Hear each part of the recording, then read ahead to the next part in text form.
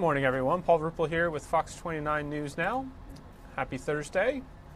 Want to get you out to, we've had a very busy morning for breaking news, so we're going to get you to several stories in a moment. The first is, let's make sure this video is queued up for you.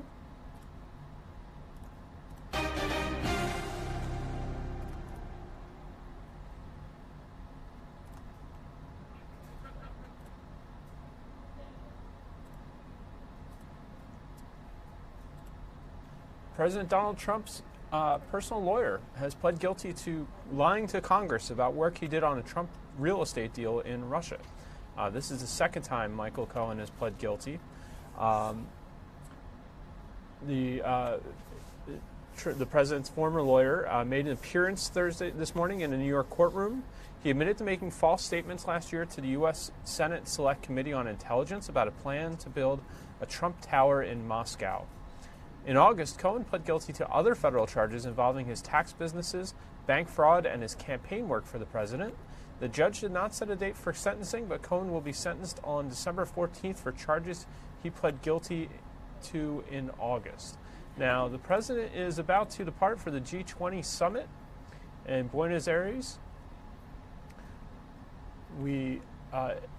I understand he is making remarks at this time. I believe that may be on the White House lawn. Typically, he rides Marine One over to Andrews Air Force Base and boards Air Force One, which you see pictured here. Sometimes we get video fed to us after the president speaks, but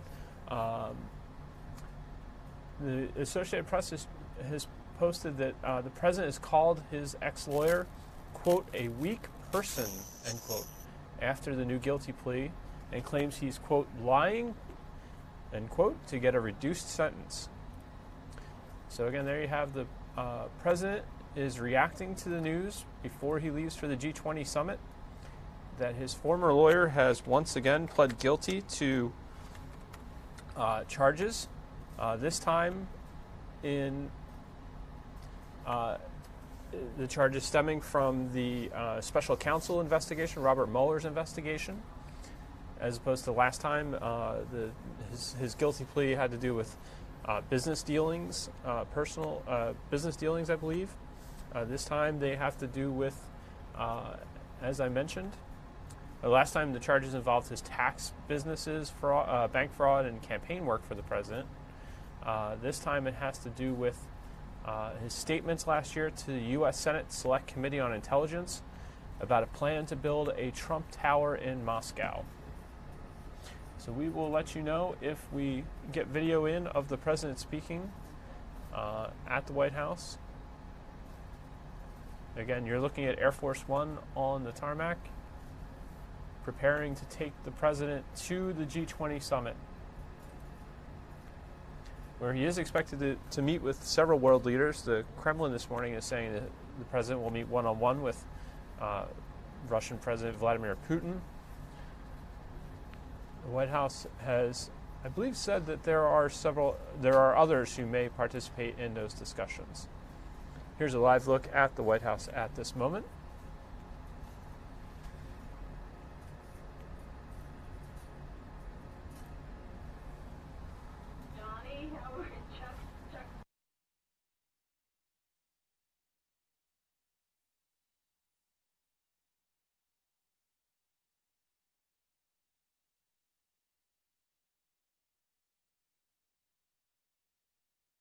Let's get you to another developing story this morning.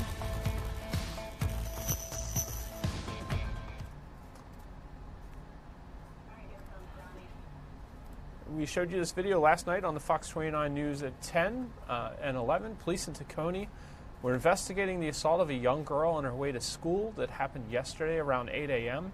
This was outside of Nick's Auto Body Shop on the 4600 block of Longshore Avenue. Police said the young girl between 10 and 12 was walking to school talking on her cell phone. That's when a man walked up and reached for her. She confronted him before he walked to his car and drove away. 15th District Police stepped up patrols in the area, and this morning we can report that there has been an arrest in this case. Let me get you the image of the suspect. His name is Joshua Pereira Lopez.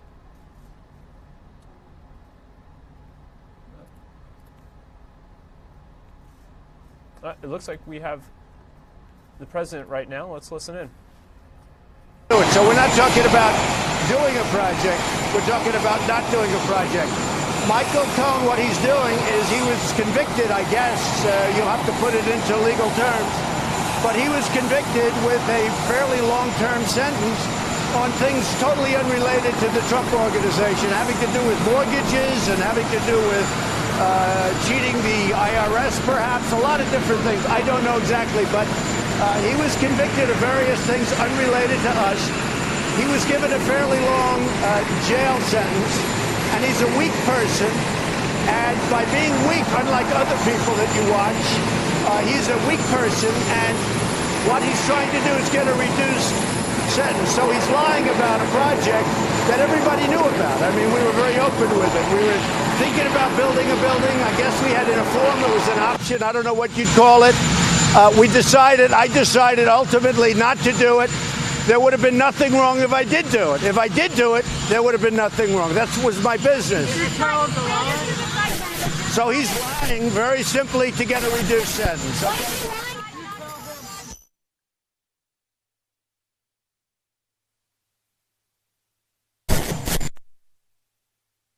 During the period. But when I run for president, that doesn't mean I'm not allowed to do business. I was doing a lot of different things when I was running. After I won, obviously, I don't do business from January 20th, but more importantly, which is a following year. But I ran a business. In fact, I often joke about the fact that I was the only person that campaigned and simultaneously ran a business. But that was a project that we didn't do. I didn't do. That was a project that wasn't done for a lot of reasons. Number one is that I was really, not that I had to do it, but I was focused on running for president. I wanted that to be my primary focus, not running or building a building.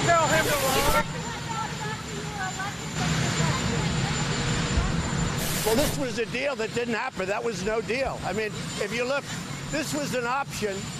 I guess, I don't know if I want to be very specific. So, but to my way of thinking, it was an option that I decided not to do. So we didn't. So if you look, we really didn't have, excuse me. So, excuse me. This was an option in a form, but here's very simple. We had a position to possibly do a deal to build a building of some kind in Moscow. I decided not to do it. The primary reason, there could have been other reasons, but the primary reason, it was very simple. I was focused on running for president. There would be nothing wrong if I did do it. I was running my business while I was campaigning. There was a good chance that I wouldn't have won, in which case I would have gone back into the business. And why should I lose lots of opportunities?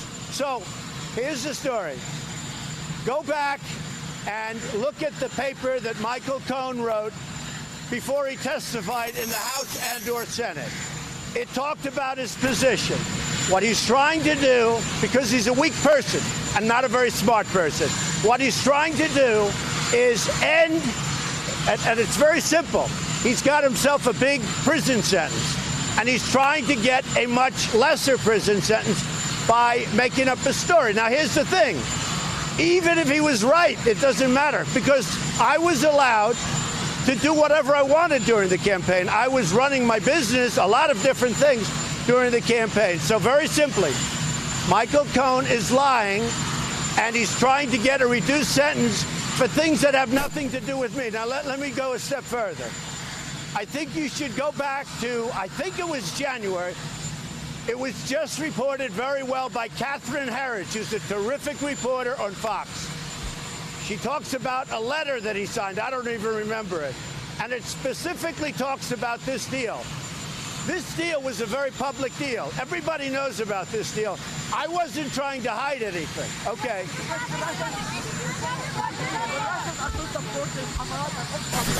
I cannot understand you. and Palestine. So when you see Putin, what are you going to tell him about these activities? Well, we're going to talk about it, but we have a lot of things to talk about, Jeff. You're going into a summit shortly. What is your sense about a trade deal with China? What do you expect to say to Mr. Xi? I think we're very close to doing something with China, but I don't know that I want to do it because what we have right now is billions and billions of dollars coming into the United States in the form of tariffs or taxes.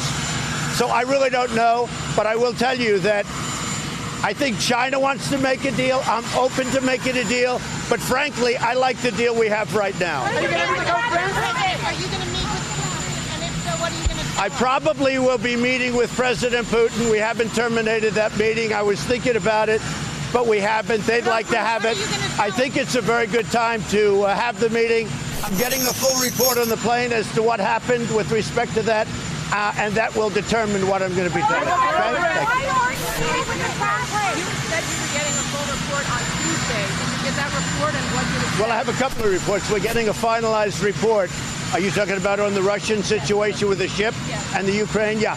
We're getting a finalized report. I'm going to have it on the plane sometime today. Why aren't you meeting with the Crown Prince? Why aren't you meeting with the Crown Prince? It just wasn't set up. Denial of hearing the still here, having knowledge. It only wasn't set up. I mean, I would have met with him, but we didn't set that one up. I'm meeting with President Xi, which is a very important meeting, having to do with trade. And as you know, I'm making about 3 or 4 meetings. We just didn't have time. If Cohen is, Mr. President, are you raising the case that few Americans being held in China with President? I'm going to bring it up, yes. What about the peace process? Peace process, Mr. President.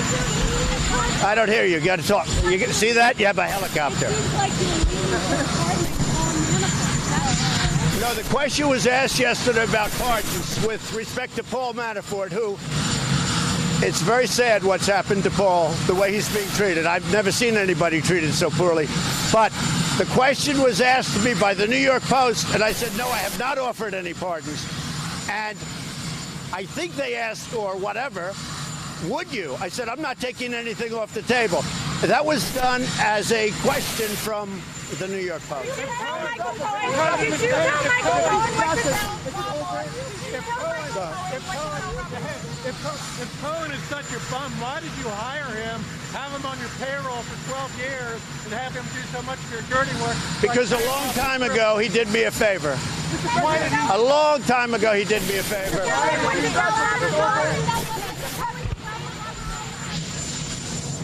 No, not at all. Not at all. I'm not worried at all about him. You just take a look at his written document. Go back. Take a look at what he wrote in, I think, January. He has a written statement, and that's the fact.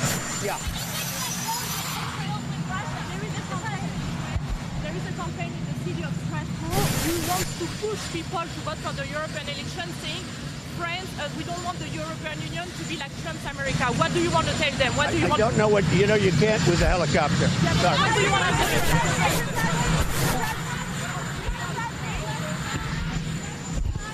A possible shutdown if we don't get the wall money. A very possible. We're in negotiation. If we don't get border security, possible shutdown. See you all.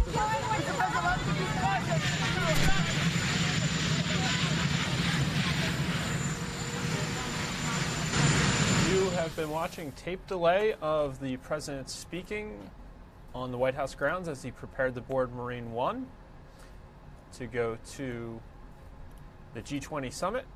Right now, you're looking at a live look at Air Force One at Andrews Air Force Base. I'll give you a look at both shots here. This is in the upper left is the tape delay earlier. President walking over with the First Lady to Marine One at the White House. And on the right is the live footage of Air Force One preparing to take off for the G20 summit. President had a lot to say there about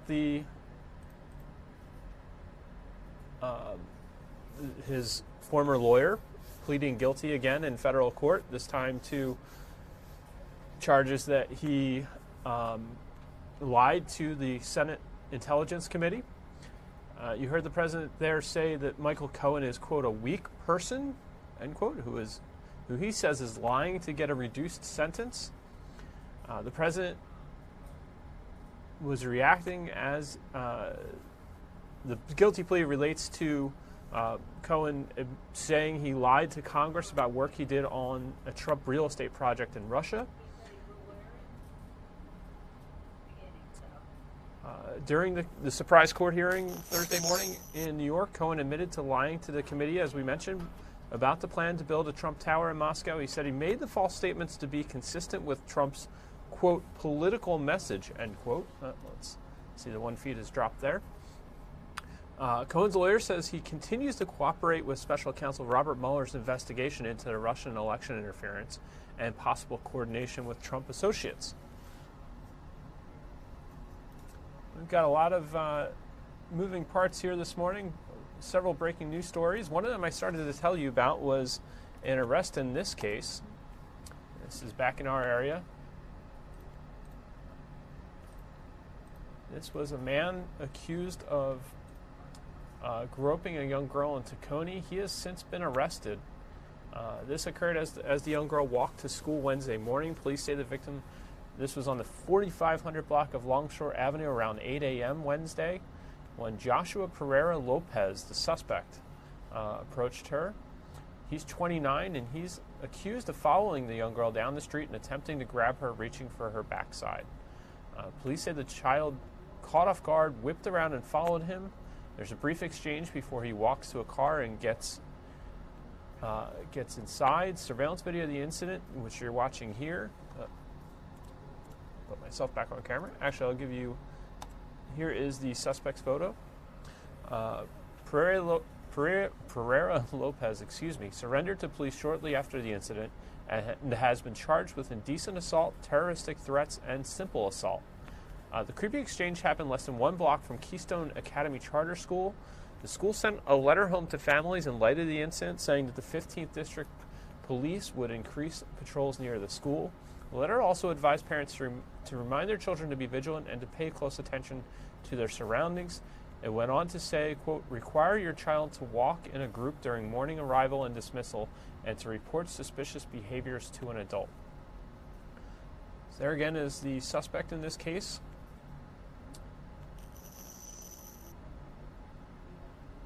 Joshua Pereira Lopez is under arrest. I think we have time for one more story before we get you back to, before we take you to a news conference that's occurring about yet another breaking story. Let's dial this up for you. Former Pennsylvania Attorney General Kathleen Cohen has reported to jail. She turned herself in Montgomery County at the Eagleville prison. She arrived before 8 a.m. to serve her perjury sentence. Here's Fox 29's Steve Keeley with more on this case.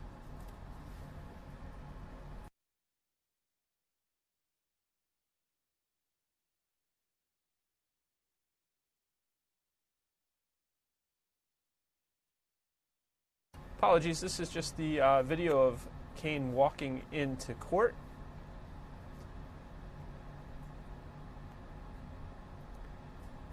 She was the Democratic former state attorney general in Pennsylvania.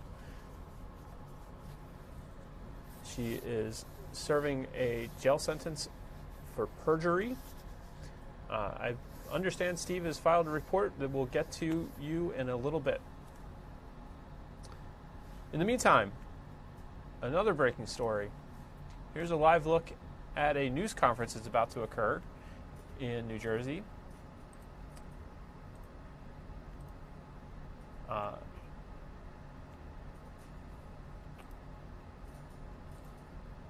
Here's the information to go with this.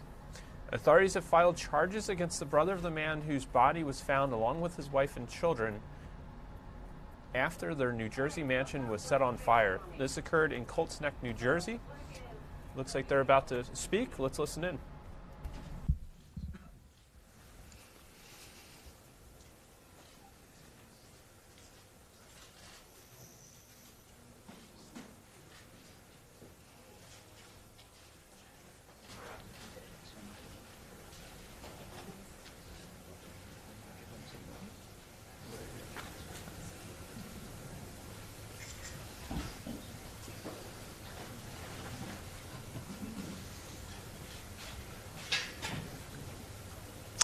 All right, everybody set to go? All right, good morning, ladies and gentlemen. My name is Chris Gramiccioni. I'm the Monmouth County prosecutor, and behind me at the podium here, I'm joined by a number of our partner heads of agencies, law enforcement and legal division, people that have worked tirelessly on these investigations over the past week, and I will give particular shout-outs to many of them as we go through this press conference. But we called this press conference for the purpose of announcing that additional charges have been filed against Paul Canero this morning, and he's been served with those charges while he's detained at the Monmouth County Correctional Institute here in Freehold. We have charged defendant Canero with 4 counts of murder, 1 count of aggravated arson, 1 count of possession of a firearm for an unlawful purpose, and 1 count of possession of a knife for an unlawful purpose. These charges that were filed this morning are in addition to the charge that was filed last week out of Ocean Township for the alleged aggravated arson of the defendant's own home. And by filing these charges, the state alleges that the defendant murdered his brother Keith Canero and Keith's entire family, his 2 children, Sophia and Jesse, and his wife Jennifer, during the early morning hours of Tuesday, November 20th. Specifically, we allege that the defendant repeatedly shot and killed his brother while he was outside of the side of his home, and then moved to murder the rest of the family inside the home. We allege that Jennifer was shot and stabbed, and the 2 Canero children were repeatedly stabbed by knife. We also allege that after murdering the Canero family, the defendant then set fire to the house at 15 Willowbrook in Colts Neck in an effort to conceal and disguise his earlier committed crimes. Now, as I mentioned, the defendant was served with these charges this morning, and he will have an initial appearance and detention hearing for these charges, as well as the charges that were filed last week on the aggravated arson out of Ocean Township. That hearing will be held before the Honorable James McGann at the Monmouth County Superior Court tomorrow at 9 a.m. As for the status of the medical examiner's investigation, Keith Canero's cause and manner of death was ruled to be multiple gunshot wounds by homicide. Jennifer, Jesse, and Sophia's cause and manner of death remain open, pending toxicology reports. But as I mentioned last week when we spoke about this case, it is the state's position and allegations that they were the victims of homicidal violence, as indicated by the charges that were filed today. The cause of the 2 fires at the Ocean Township home and the Colts Neck home has been determined to be arson by the Bureau of Alcohol, Tobacco, and Firearms. And ATF has further determined that the origin of the Colts Neck fire was in the basement, and the origin of the Ocean Township fire was 2 exterior locations at each end of the house in Ocean Township. Now, there's been extensive speculation about a timeline or order of events as it pertained to the fires in these 2 towns. We allege that the Colts Neck incident happened in the early morning hours of last Tuesday, November 20th. We also allege that the defendant returned to his house in Ocean Township with certain items of evidence that he retained from the Colts Neck crime scene. And I can't provide any further description as to that type of evidence because of the ethical and legal rules that constrain us. From there, we allege the defendant intentionally set fire in his home at or about 5 a.m. for the purpose of both destroying evidence of his earlier crimes in Colts Neck and to also create the illusion that the overall Canero family was somehow victimized or targeted. We allege that it was a ruse. Now, understandably, many have questioned and wondered about a motive to these alleged crimes. Based on our investigation to date, we believe that the defendant's motive was financial in nature, stemming from his and the victim's joint business ventures that they owned and operated out of Asbury Park. As a result, we have also launched a financial investigation into the business and financial dealings of the defendant. Now, with these types of investigations, they take time. So I won't be able to provide any further information as to motive at this point in time. But I would encourage you to continue to follow this case as it proceeds through the criminal justice system. As court appearances occur, there will likely be information that's presented on the record by the state in this case. Bringing together a case like this takes a true team effort. And I'm honored to be joined by some of the agency heads, detectives, and prosecutors, all of whom played a vital role in bringing this case to a head with these charges today. The investigation necessarily required the support of a number of law enforcement partners who stand with me here today, and I would like to personally commend them and give them our thanks. The Colts Neck Police Department, represented by Acting Chief Frank Lessess. The Ocean Township Police Department, represented by Chief Steve Peters. The Monmouth County Sheriff's Office, represented by Sheriff Sean Golden. The New Jersey State Police, represented today by Lieutenant Colonel Scott Ebner and Major Mike Kane. The New Jersey Regional Computer Forensics Laboratory, represented by Deputy Director Lieutenant Cy Blystein. The Bureau of Alcohol, Tobacco, and Firearms, represented today by Special Agent in Charge John DeVito. The Federal Bureau of Investigation, represented by Special Agent in Charge Greg Erie. The Monmouth County Fire Marshals, who represent the entire fire community, who's here today represented by Kevin Stout. And then finally, so many members of my investigative and legal staff at the Monmouth County Prosecutor's Office, some of whom join me up here today. These individuals and so many others spent countless hours and continue to spend countless hours working on these investigations. I want to convey my sincere thanks and gratitude to those involved in this case who worked tirelessly, particularly through the Thanksgiving holiday, to solve this case and bring these charges to fruition today. These were your finest days, ladies and gentlemen, and this is your finest hour. And it is my greatest honor to work with you in the law enforcement community as we stand here today. I'm humbled by your partnership, and I look forward to that continuing on through this case and any other case that comes through Monmouth County. As to our cases, they remain active and ongoing. And to that end, anyone in the public with information on these matters or any others that might relate to the Colts Neck or arson incidents, I would encourage you to contact law enforcement. If it involves the Colts Neck incident, please call Monmouth County Detective Pat Petrozello at 800-733-7443 or Colts Neck Detective Richard Zerillo at 732-780-7323. If it involves the Ocean Township case, please contact Monmouth County Detective Brian Weisbrot at 800-733-7443 or Ocean Township Detective Chris Brady at 732-531-1800. And as to those 4 detectives that are running the point on these 2 investigations that stand up here behind me today, I want to commend you on your outstanding work and thank you on behalf of a grateful county and a grateful law enforcement community. Finally, to the victim family members and the friends of the Canara family and to the entire Colts Neck community, it's not lost upon us how troubling and confusing this incident has been to you and how unusual these circumstances are as alleged.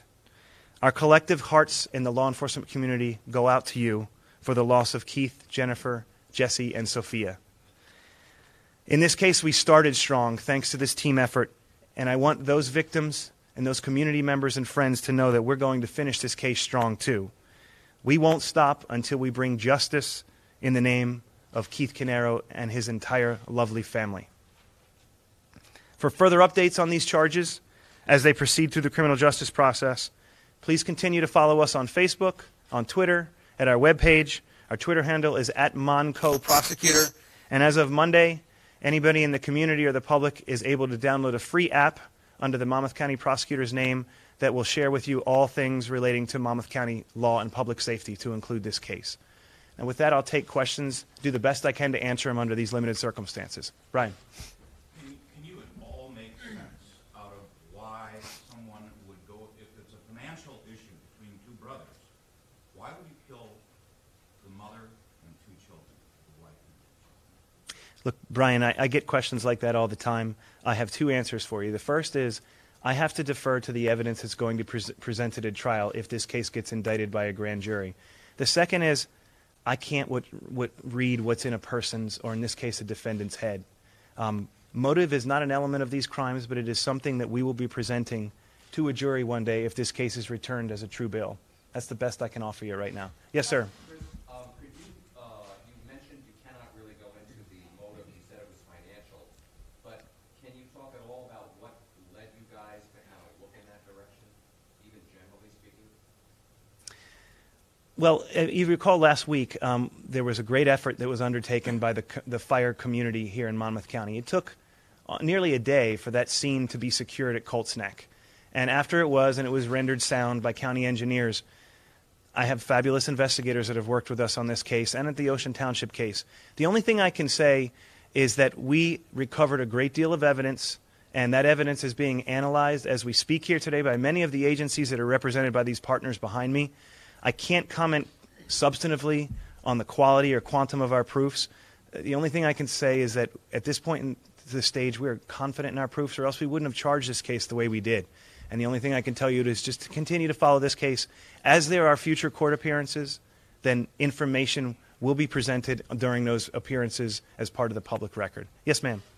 In terms of a financial motive, now that Faulkner has been charged with the murders and the arson of the Colts Neck house, do you believe your investigation will stem outward further into financial crime and organized crime in terms of, establishing more of a reason that there was a financial motive? No, that's a fair question. At this point in time, remember, we are just assessing motive and we're conducting a financial investigation. I don't have any reason to believe that there's I can't tell you if charges are or are not coming. As to the angle that you mentioned about organized crime, we have no reason to believe that there's any aspect of organized crime involved in these two investigations. And that's in partnership with not just county and state law enforcement agencies, but in our partnership with federal law enforcement agencies. But I qualify that by saying this case, as is every other case, they are fluid. So this is an active and ongoing investigation. Yes, sir. Has the suspect been cooperating with you? What's his demeanor like? How difficult has it been to build the case against him? Well, the suspect has been in jail since we charged him last week. So by virtue of that, because he's incarcerated pending trial, he has to be cooperative. As far as the service of charges go, they occurred this morning without incident. Yes, ma'am. Did he target his family? Did he try to kill his wife and his kids? And after these charges, are they still standing behind him? I couldn't speak to what the family is or is not doing on behalf of the defendant, but as I mentioned, we charged the defendant with aggravated arson of his own home last week. So we allege that because it's a second-degree crime, we allege that his family was put in danger by virtue of that. That said, today I've shared that it is our theory and belief that that fire was effectively a ruse designed to make it appear as if the overall Canero family was somehow targeted. Yes, sir, in the back. So on the timeline, so he kills Keith and his family, that's overnight, and then he goes back to his house and sets the fire to hide the evidence.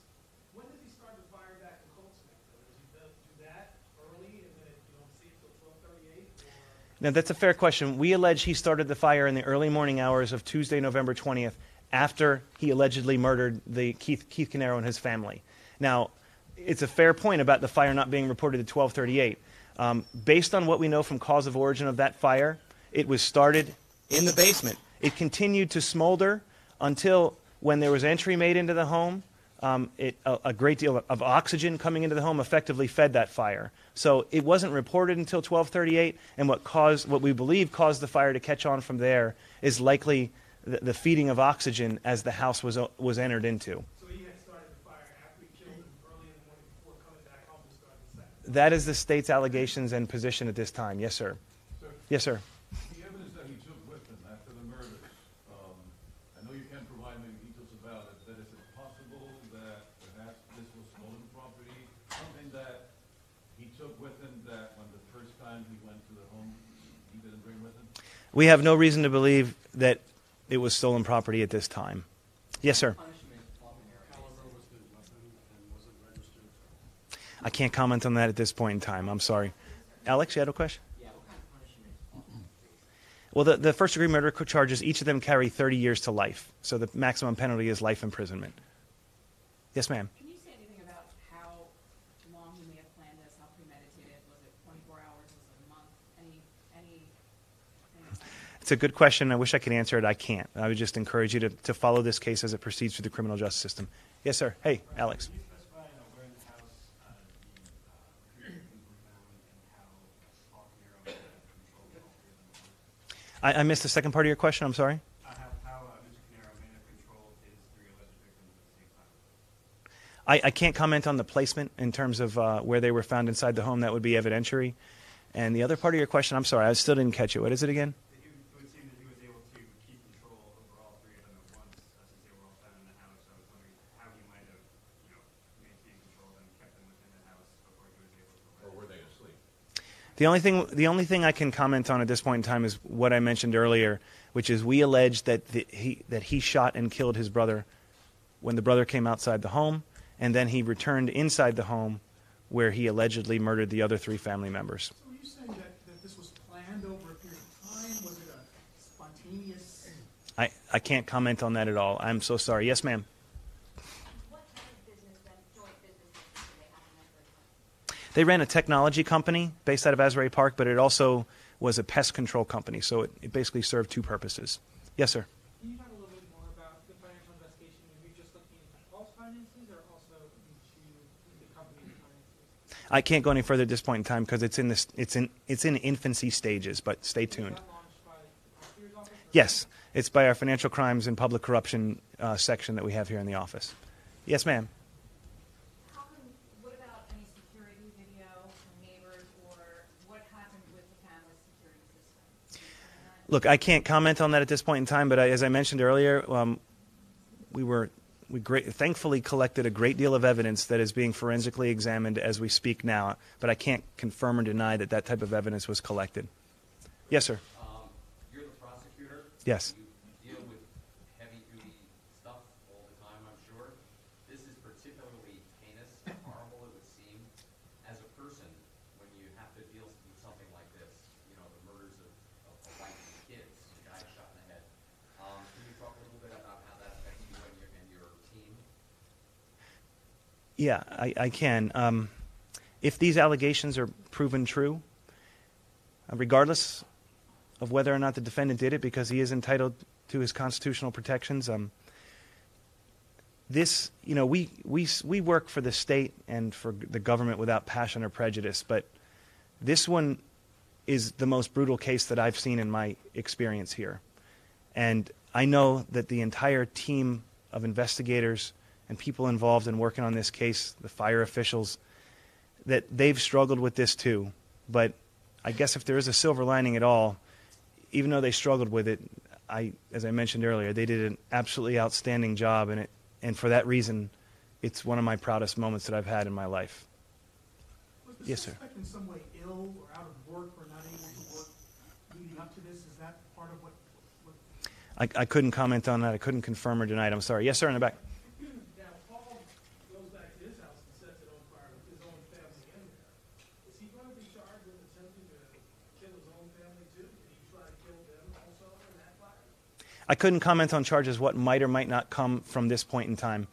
It really depends on how our investigation unfolds. Yes, ma'am. Is that part of it? Is that a part of it? Again, I couldn't even begin to speculate it, and I have to let my team do their thing, do their forensic and examination and analysis, undertake the financial investigation before I could even get there.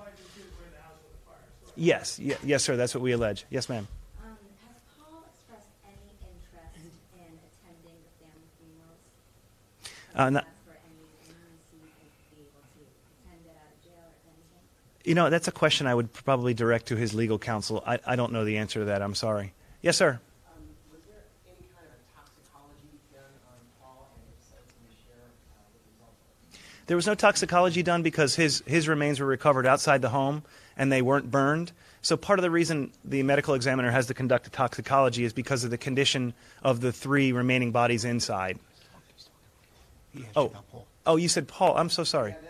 No, I couldn't even begin to comment on it. I apologize. Yes, ma'am. Are you absolutely certain that he acted alone? Did anyone help him plan this, or was just jump into this for the moment? Based on the evidence and the investigation we've conducted to date, we are confident that it was just the defendant acting alone as alleged by the charges filed today. Brian. 2 questions. One, can you say where the knife came from? No, I couldn't. Did you bring it into the house, or did you get it at the house? Can you say? I couldn't do that, and it's not that I'm trying to be obstructionist. I want to ensure the integrity of this criminal justice process. This is obviously a huge case with every case we bring, but I am not going to run the risk of doing anything to taint this case as it proceeds forward. Yes, ma'am. Can I follow Oh, sure. Different question, though. You got it. Can you say anything about the suspect once he got to his own house? Did he raise are you aware if he raised any alarm with his family? Can you say anything about how or where you found him later in the day so that you could charge him with attempted aggravated arson?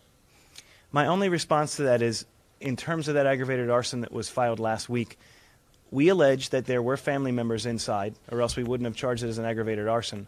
But in terms of the question about whether he had intended or attempted to murder his own family, I don't believe at this point in time there's any evidence to indicate that.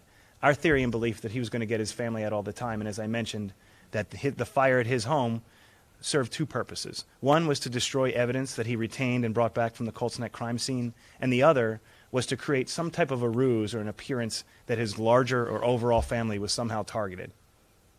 Yes, sir, in the back. Is there any evidence that Paul and Keith had any kind of physical altercation, obviously beyond shots that were fired outside the home? Was there any fight between the two? Any evidence obviously on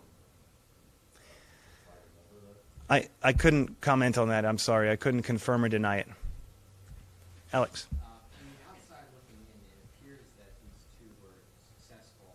Can you speak more about the financials of the business? Were the businesses doing well? Did they fall on hard times? We're still working on that. I can't comment on it at this time. But if further announcements are necessary, whether it's by way of charges or through appearances in court on the public record, making statements thereto, you'll be able to glean the state's theory and how we're going to proceed on that motive therefrom. Yes, ma'am. Can you talk about the circumstances in which Mr. Parent was arrested? Was he with his family? Was he trying to run away? Can you talk a little bit about that? The only thing I can comment on is that he was arrested without incident. Yeah, yes, ma'am. Is there any past known violence between these two brothers, whether at their homes, like their business? Again, I couldn't even begin to get into past conduct, so I can't confirm or deny that. I'm not allowed to comment on that. Yes, ma'am. Has the defendant shown any remorse for allegedly killing his own family members? You know, he's represented by counsel. Our communications are not capable as a result. I would direct that question to his legal counsel. Yes, sir. Have you been able to trace the gun directly to him?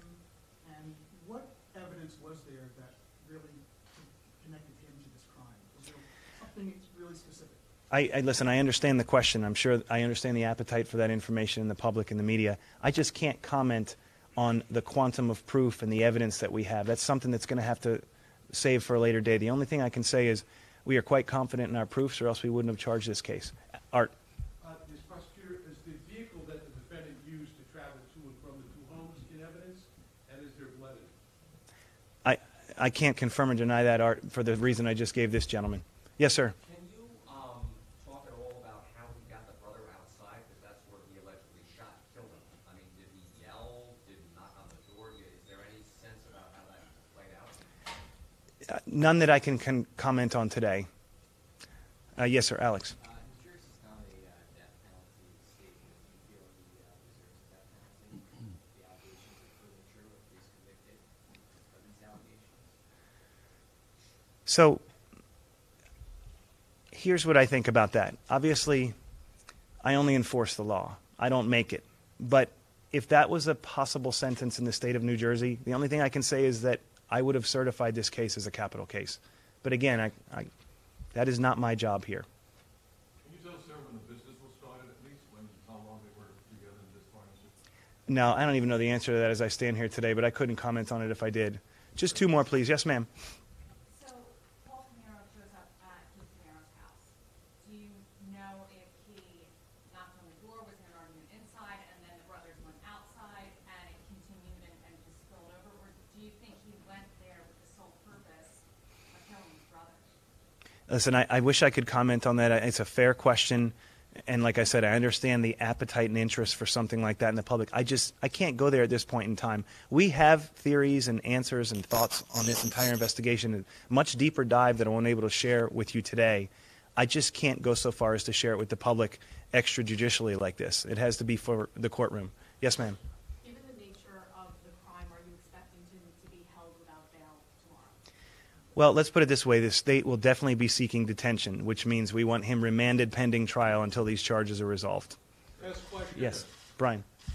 Could you please describe any injuries found, any burn marks, whatever, found on Mr. Paul Pinero? No, I couldn't comment on that. Any particular reason? I mean, did you find him in an injured state? Listen, all of those types of questions, that all ties in to the evidence that we might or might not present at a future criminal prosecution. And again, the goal here is not for me to be obstructionist. I understand the public's interest in this. I'm doing the best that I can. The last. You can't say why he did it, but do you think you have an idea of why he did this? Yes, as I mentioned, our theory and our belief is that the motive was financial in nature. That's the best that I can do at this point in time. Do you really think you've been able to, again, you've amassed all this evidence, you have all this. Yes. You think you have a really good idea specifically why he did it? We do, but again, I'm not going to jump to conclusions because it's going to require a thorough investigation. The last thing I'll say to you is I had a chance to meet with the extended members of the Canero family, and naturally you can imagine the turmoil and the confusion and the pain and struggle that they're going through. I would just ask members of the media and public on that family's behalf to please give them their privacy. And with that, again, just follow us on our social media and news platforms. We'll do our best to try to update you. Next appearance is tomorrow at 9 a.m. in this particular case, and I wish you all happy holidays. Thank you, everyone. Thank you. Go back to the room. Good. Again, you've been watching a news conference being delivered by the Monmouth County prosecutor announcing murder charges against Paul Canero. He's accused of murdering his brother, Keith's wife, and their 2 children. They say Canero then set fire to his brother's home to try and cover up the crimes. The theory they have is that he was trying to make it look like an attack on the 2 brothers who worked together in a technology business in Asbury Park. Paul Canero, 51, has been in custody since authorities accused him of setting fire to his own home. His lawyer has maintained his innocence, but did not immediately return a call to the Associated Press seeking comment on the newest charges. Prosecutors said previously that Paul's brother Keith was fatally shot, and they said today he was shot outside. They said his wife was shot and stabbed inside the home, and the children were killed as well. There was some question as to when the fire was set in the brother's home. It sounds as if it may have been set in the basement earlier and not caught on until folks made entry into the home due to the introduction of more oxygen, was what the Monmouth County prosecutor was saying there. It took hours for the flames to be discovered is what they're alleging. The criminal complaint does not indicate a motive, and you heard the prosecutor deflect some of the questions that point to that, saying he didn't want to jeopardize or divulge information that could harm their case. They were partners, as we mentioned, they were partners in business, the 2 brothers. Let's get some weather. We haven't talked about that yet before we circle back to some other stories. Here is a look at the Benjamin Franklin Parkway at this moment.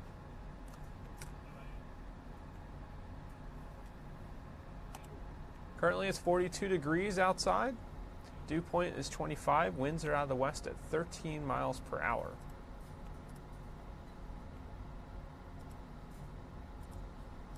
Here's a look outside our Old City Studios. See, the sun is shining. Some cloud cover out there, but generally pretty nice outside. Not much to speak of on radar right now. See this go into motion here. A little flecks of green, but not much. Your current temperatures across the area. We've warmed up a little bit since these, but it's a general sense of temperatures across the area. Talked a lot about the winds yesterday. Still gusting a little bit. 13 miles an hour is sustained right now in Philadelphia, 20 in Wilmington. Gusts into the 20s at times here.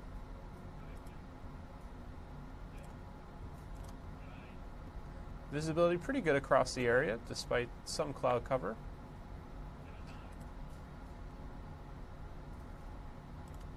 Wind chills make it feel much colder than it is out there. In the 30s in Philadelphia, 20s in some other areas. Here's a look at your 7-day forecast from the Fox 29 Weather Authority. Calling today a 6 on our weather by the numbers. 43 degrees for a high. We should stay right about there tomorrow. Overnight lows just below freezing. Saturday, it's going to be a 5. 48-degree high. Sunday, 64 for the Eagles game. Monday, 54. Tuesday, 41. Wednesday, 39.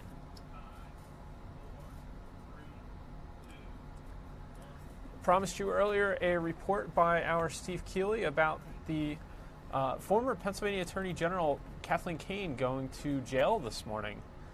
She tried to stave off that, her turning herself in. It's been almost 2 years since she was found guilty of perjury, but she has now been gone to the Montgomery County Correctional Facility in Eagleville. Here is Steve Keeley's report on that this morning. You could see Kathleen Kane's big, bright smile through the dark tinted windows of the big Ford pickup truck she was driven in to be dropped off here at the intake door to begin her prison sentence. Pennsylvania's former top law enforcement official, now at the bottom of a long fall from the top. Day one of 10 to 23 months in prison. That's the end result of a petty feud played out in Philadelphia's newspapers. Convicted of leaking memos. One, an internal Attorney General's office memo, and another, a grand jury secret memo, to try and get back at a former state prosecutor she thought was the source of a Philadelphia Inquirer story that she shut down the sting operation that caught elected Philadelphia Democratic lawmakers taking cash and gifts. Convicted of all 9 counts, perjury, obstructing justice, and official oppression. So instead of just ignoring that article, Kathleen Kane lost her political career. She lost her law license, and today lost even more, being home for the holidays with her 2 high school-age sons, and many more months of freedom. For Kathleen Kane, Christmas 2018 will be behind barbed razor wire and prison walls, just 6 years after she was called a political rising star, taken down by letting petty office politics get so out of control. She'll be the 359th woman currently kept here at the Montgomery County Correctional Facility, which also houses 1,690 men doing time. The worst of the women are murderers, so this former top law enforcer will have to be kept in protective custody. And the other inmates get to watch local channels on their television in the day room, so they knew she was coming. Her first meal, lunch, bologna and cheese sandwich and macaroni salad. So with all that, it'll probably be hard for Kathleen Kane to keep that big smile on her face for long. In Eagleville, Steve Keeley, Fox 29 News. Back to you. That was our Steve Keeley reporting on Kathleen Kane going to jail today. Large and quick fall from grace for the former Pennsylvania Attorney General, as Steve mentioned, once considered a rising star in state politics. Let's get you to a couple other shorter stories here. Dunkin' Donuts has warned that customer data may have been compromised. Hackers swiped information of its DD Perks customers through a third party.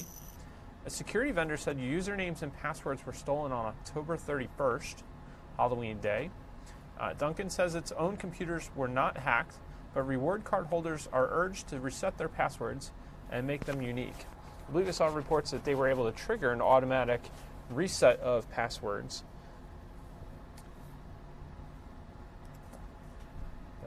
Be mindful of that. Former First Lady Michelle Obama will be in Philadelphia today. Thought I had video to show you of, but I'm not seeing it at the moment. She's in Philadelphia today for her book promoting her memoir, Becoming. She'll be at the Wells Fargo Center tonight. Tickets are still available. Ticket prices range from $29.50 on up to $2,000. On its first day, the book sold more than 725,000 copies, making it one of the year's biggest debuts.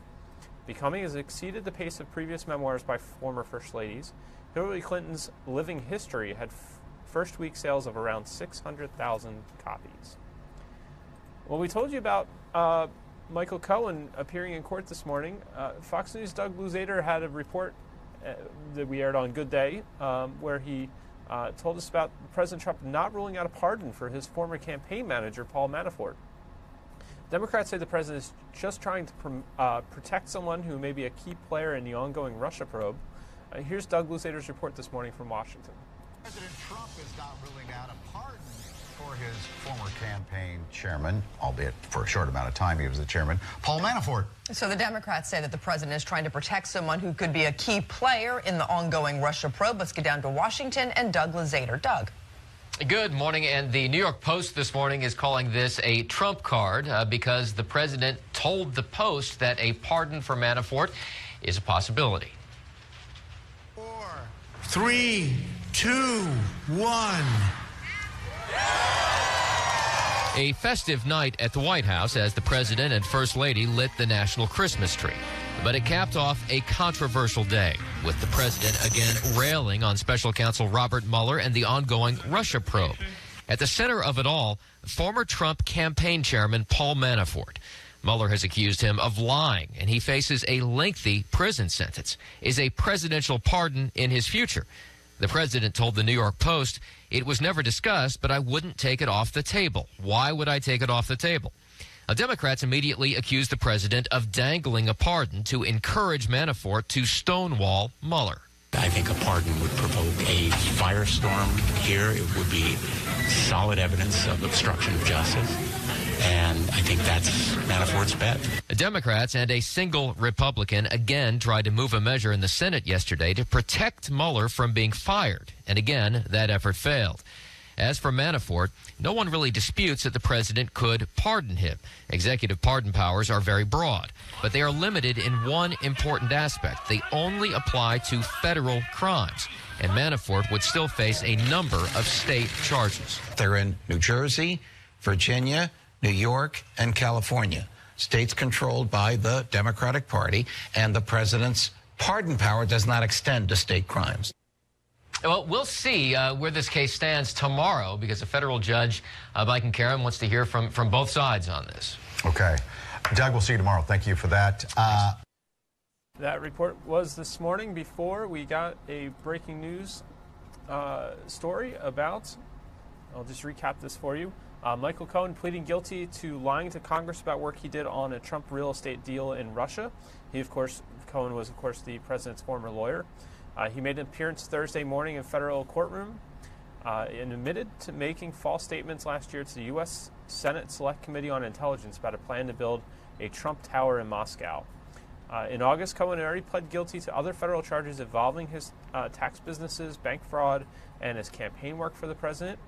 The judge did not set a date for sentencing in this case, in Thursday's case, but he'll be sentenced on December 14th for charges he pled guilty to in August.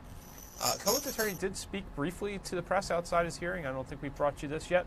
He said Mr. Cohen has cooperated. Mr. Cohen will continue to cooperate, and mentioned the date in December. One of the prosecutors working with special counsel Robert Mueller was present in the courtroom during Cohen's hearing. We have a few more stories for you. Here is a little bit of business news. President Trump is threatening to place tariffs on car imports, and one shop is offering a great deal on gift cards. Fox Business Network's Tracy Carrasco has more in today's Fox Business Briefs. Federal Reserve Chairman Jerome Powell eases investors' worries over aggressive interest rate hikes. The Dow rocketing 600 points on his comments, erasing all of November's losses. President Trump still responding to GM's decision to close U.S. factories and cut jobs. He's now looking into slapping tariffs on car imports. The president says the current 25% tariff on light trucks has boosted U.S. automakers, and that same approach could work for cars. He tweeted, quote, "The countries that send us cars have taken advantage of the U.S. for decades. The president has great power on this issue.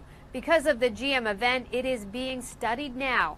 Trump has considered auto tariffs before on European cars, but he held off in exchange for the European Union agreeing to purchase more American soybeans.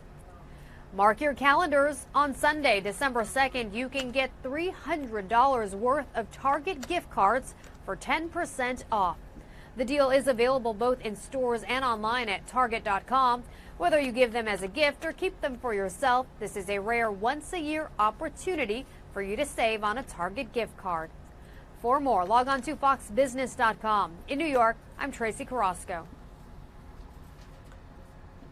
Our Sabina Kyriakos was out this morning at a school where nearly 400 kids are getting an early present thanks to Operation Warm. This is Warner Elementary School in Wilmington, Delaware. And here was her report on Good Day Philadelphia this morning. Nearly 400 kids at Warner Elementary School in Wilmington are getting an early Christmas present thanks to Operation Warm. All right, Sabina is there right now in the middle of it. Let's watch. Hey, good morning, guys. It's kind of hard to hear you because there's so much going on. There's so much music. There's kids just so excited and laughing. I'm going to catch up with the principal here. So we're at Warner Elementary School, and this is Dr. Krishan Fitzgerald. Good morning. Good morning. Thank you so much for being here. I love being at your school, and these kids are so happy and excited. Tell us all about what you're doing today. So here at Warner Elementary School this morning, Operation Warm has adopted our building, and every student, we have about 400 students, every student will receive a warm coat this morning. Those are a lot of coats, brand new coats. Tell us what it means for a child just to have a new coat when it gets cold out. It's an awesome opportunity. We have some students who present with need, and these students are getting an early Christmas gift. We're providing them a warm coat. A lot of our students are now walkers, so if you live within a mile radius, you're now a walker. And this gives our students an opportunity to get a good jump start when they leave the home. And it's something that you don't normally think of. You know, you just assume everybody has a warm coat to walk to school in, but they don't. Yeah. They do not. In our city, in the city of Wilmington, we have a lot of need. There are some homelessness, and we have some transiency within the building in the city of Wilmington. But this corporation is taking care of that this morning, and they're taking care of our kids. And Dr. Fitzgerald, just being here, I can already tell you guys give the kids a warm environment, and now they're going to have a warm jacket to wear while they get here. So thank you for having us. I know you're going to grab us a child, and really quick, I'm going to go talk to one of the people who helped you guys raise the money for the coats. I'm just going to sneak over here. We're live right now. Do you mind if we just grab you really quick? Sure. Okay, so this is Ryan, and he your group helped raise all the money for the coats. Tell us how you were able to do that and why you did it. Well, why we did it, I'll answer that first, because there's a large percentage of local children right here in our backyard that are living at or below the poverty line. In some cases, in a lot of cases, 3 times the national average. So we do it for awareness. That's a lot of need. It's a lot of need. And why we did, so we camped out overnight for 2 nights in the heart of Newport, and we made a commitment to our donors. If we camp out, please donate to our cause and this mission. And so many people heard your call. I mean, because you were able to give all of these kids coats. Thank you so much. Thank you very much. Real quick, your organization, Ryan. Harvey Hanna and Associates. All right, thank you for talking to us. Real quick, I don't want to get out of here without talking to a child. Were you able to find us a little boy or a little girl to talk to? He's very articulate. Oh my goodness. Hi, do you think I could talk to you really quick? Tell me all about, come over here, there's a lot going on. Tell us all about your new coat. Did you get one yet? Yeah. And what do you think of it? Pretty good. Pretty good, pretty warm? Mm-hmm. All right, honey, thank you so much for talking to us. So much excitement here. Back to you. Thank you. In the age-old line in television. Put away your head. Right. That was Sabina Kyriakos. She filed a report for the Fox 29 News at 5 tonight, so you'll see a little bit more from that event tonight on our newscast. Let's get you, we've got at least 2 more stories to go. We've all heard of walking in your sleep, talking in your sleep, but now texting. Local researchers are raising a red flag about tired teens. Here is the conversation from Good Day this morning. Okay, we've all heard about sleepwalking. I think we've all done that. I have taken like Ambien and stuff like that, and they end up making a sandwich. I didn't even know it when I woke up, until I woke up. And now there's something called sleep texting. People are texting in their sleep, especially young people. They did this research out there at Villanova University, and they can lead to things that are very embarrassing and dangerous. So let's get to the lead author of the whole study, Professor Elizabeth Dowdell, joining us right now from Villanova. Good morning, doctor. Good morning. Is it Dowdell or Dowdell? What do you go with? I go with Dowdell. Dowdell. Okay. Thank you for being with us. Hold on a second. Amazing study. The whole country's talking about this study out of Villanova and you. How common is this? Well, when I surveyed my 372 college students, we found a quarter of them are actively sleep texting. So I suspect when we talk active, we're talking it every night or every couple of nights during the week. And I think that it's certainly something that's prevalent and something that we're seeing young adults do. And who is doing this? Is this men or women? Is it women texting other, women, or who are you finding to do this the most? So in my study, what we found were that the young adults, the females, were texting more often, mostly because they were sleeping with the phones in the bed. So we had young women sleeping with the phones on their chest, under their pillows, on their pillows, whereas the young men were more likely to put them next to the bed or at the foot of the bed. Okay, now I admit I have my phone in the bed basically for the alarm, doctor, but we're going to put up on the screen some of these texts, some examples. A lot of it's gibberish. Right. They're sleeping. I mean, they're in that early REM or late REM state, and they grab the phone. Their fingers may not be on the second row. It might be up on the numbers or down at the bottom, and they're just automatically texting. So a lot of it's gibberish. Well, absolutely. But like I said, when I took some sleep medication, I can see what is there another factor? Have they been drinking?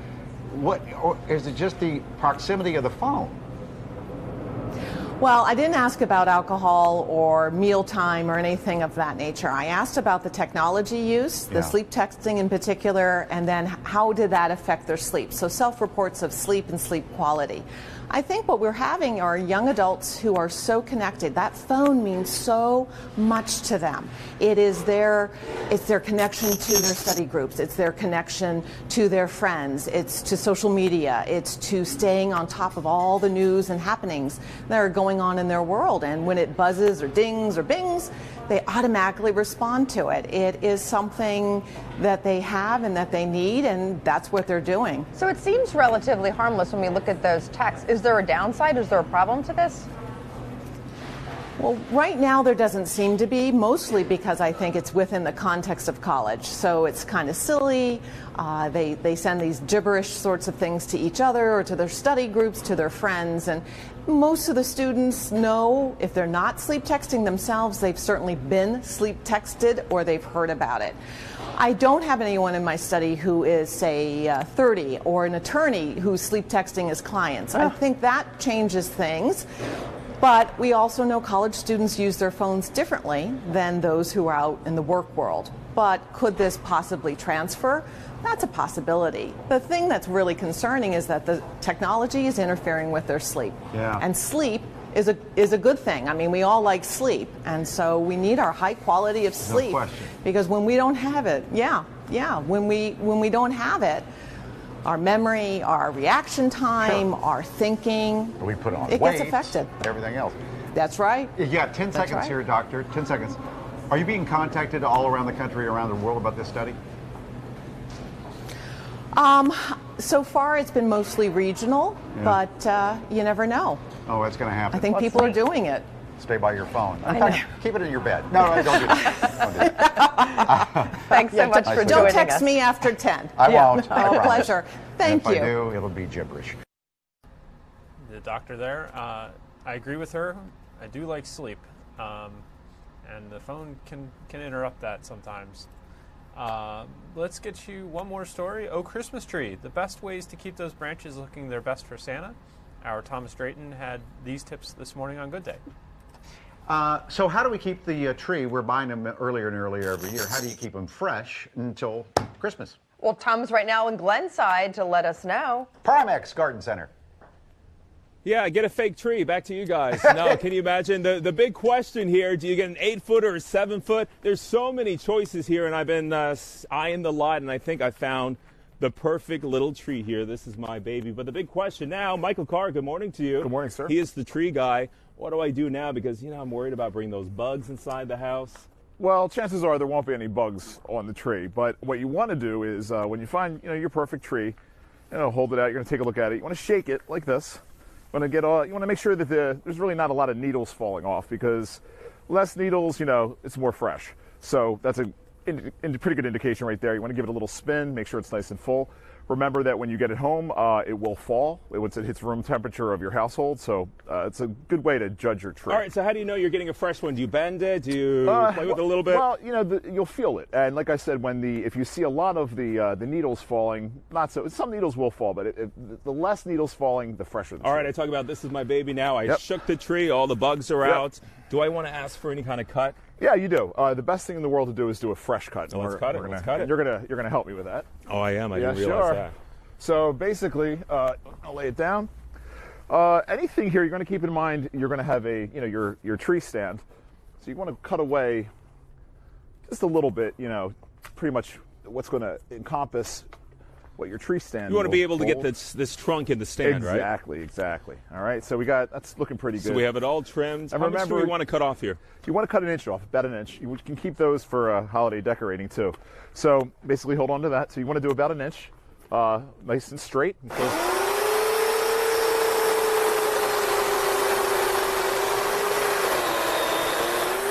you go. Perfect. Wanted to keep my eyesight there. All right, so we have about an inch off. I have it strapped to my car. I arrived at the house. What do I do? Not strapped to the car Not yet. Best thing to do is to immediately get it to water. Put it right in some water. Now, if you're not going to put it up right away, you can put this right in. Put it in your garage, somewhere that it's going to pretty much suck the water up. Right after you cut the tree, it's very thirsty and it will drink a lot of water. So it's important to keep adding water and keep an eye on it. I want to talk about some home remedies. By the way, is that room temperature water that you put it in? It is. It's from the spigot, yeah. So there's really. I don't know about you, but I travel with sugar and aspirin. I usually hear that's pretty good to use during the holiday season. Do you use sugar in your tree? I don't.